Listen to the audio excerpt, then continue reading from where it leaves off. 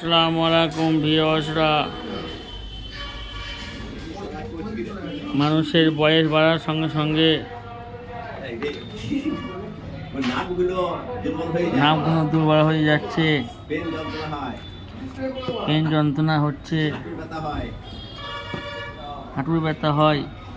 তাই এই মেডিসিনটা খেলে অনেক আরাম পাবেন। যে কোনো মেডিসিন দোকানে পাবেন।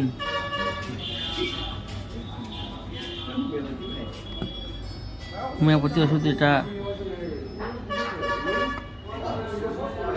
তাই বলছি, ফ্রেন্ডরা